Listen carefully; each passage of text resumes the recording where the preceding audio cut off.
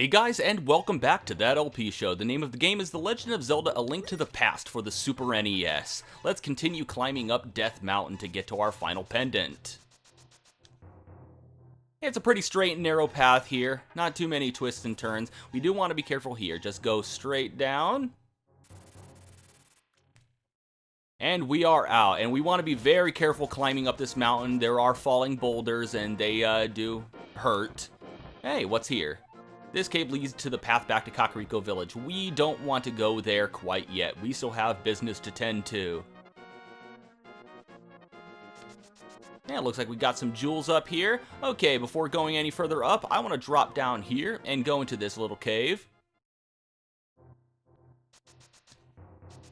I got a pretty straight and narrow path going right up these stairs. Are these stairs natural, or did someone build them into the mountain?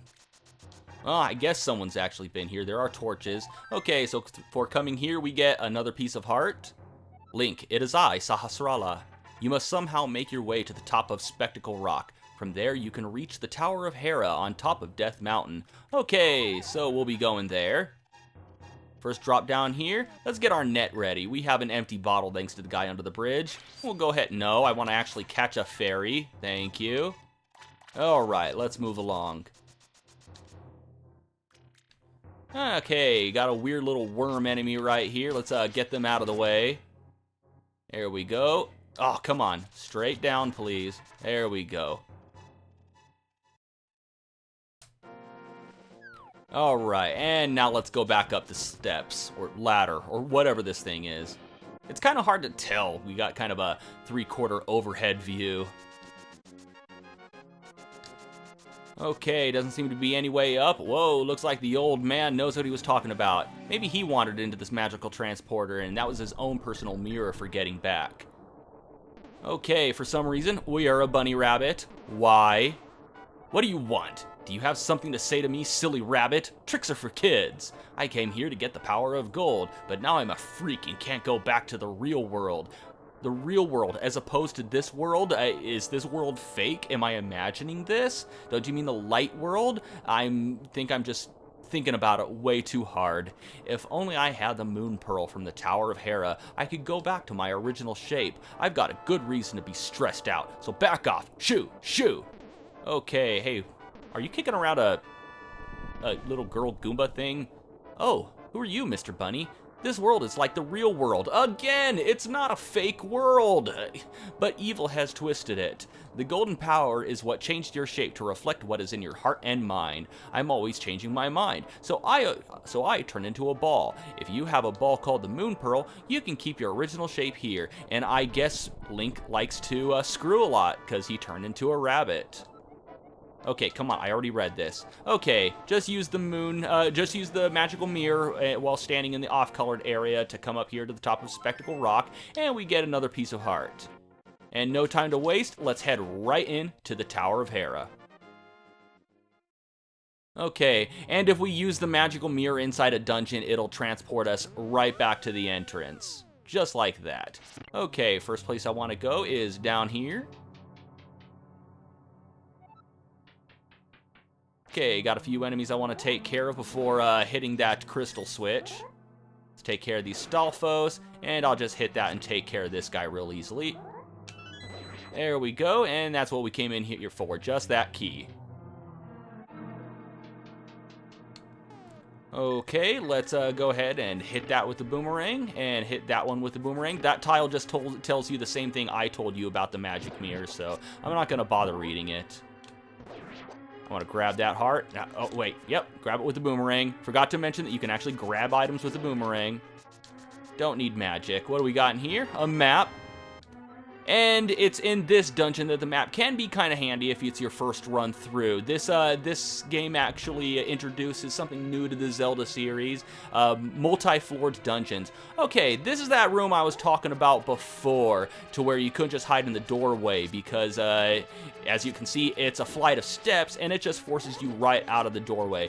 But if we hold our sword out, and just stand kind of near the doorway, then those tiles will just break against our extended sword without causing any knockback. So we can just sit here and chill. You're going to have to recharge it each time.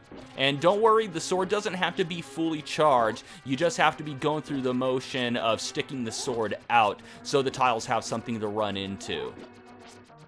We'll actually be using a similar technique for the boss of this area. Okay, go ahead, hit that crystal switch. And let's take these guys out before hitting that one. You know what? Screw it. We'll just let them loose. Whoa, whoa, maybe that was a mistake.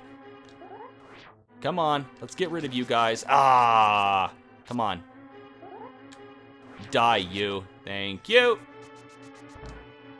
Okay, let's take care of these red Stalfos real quick. Very annoying because if you swipe at them, they'll jump away and then counter by throwing a bone at you. Okay, another torch lighting puzzle.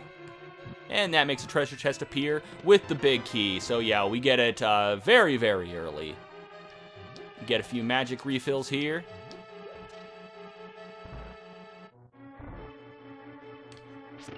And then make our way back up to the floor we started in.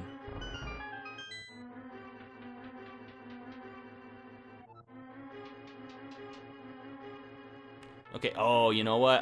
I probably should have hit that crystal switch on the way out. Oh well, just fire an arrow right about here so you can hit that crystal switch. And we want to leave the orange ones down for the duration of this dungeon. So don't hit any more crystal switches if possible.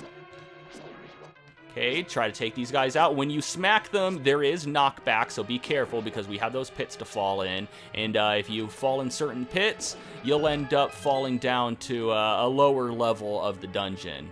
Wait for it, then step on that star panel, and we take one out real easily by literally opening up the floor beneath him. Has anybody ever had a weird dream like that where you're just standing there and the floor opens up beneath you? I'm sure there's some sort of significance to that kind of dream. I've had that dream a few times. Nope, nope, nope, nope. There we go. Let's just speed past that guy. Come on, I just want to hit that switch. There we go.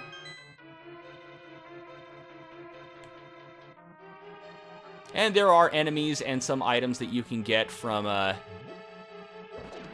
these jars here if you want them. I'm not going to waste too much time playing around in here. I'm just going to grab that compass. And that panel right there just tells you about the Moon Pearl and that it's in this dungeon and it will prevent you from changing into a rabbit when you're in the dark world. That's where that magical transporter outside took us. Okay, so we want to hit that crystal, hit that star panel right there to. Oh God, I'm getting overwhelmed. I want to jump down here from the top. There we go. And that drops us down to where our treasure chest is with the Moon Pearl. Now when we go into the dark world, we'll stay looking the way we do. And that's pretty much it. We got everything in here. The next door we go through after this flight of stairs will be into the boss room. And here's where I wanted to keep. Here's why I wanted to keep the orange panels down.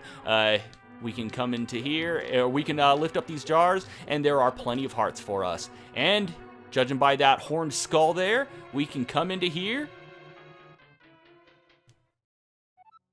Boss time with Moldorm, easily one of the most aggravating bosses in Zelda history. You just gotta hit him in the tail 5 times in order to destroy him. One of the things that, the big annoying thing about Moldorm is the fact that if he knocks you off the edge, you will fall down to the floor below, and when you come back in here, all of his health will respawn, making him easily one of the most annoying and aggravating and difficult bosses in Zelda history, and I just made mincemeat out of him by huddling up against the wall and holding my sword out. So, with Moldorm defeated, we finally get our final plot MacGuffin of the early quest in the game, the quest for the Pendants of Virtue. This is the Pendant of Wisdom. With this, you have collected all 3 pendants.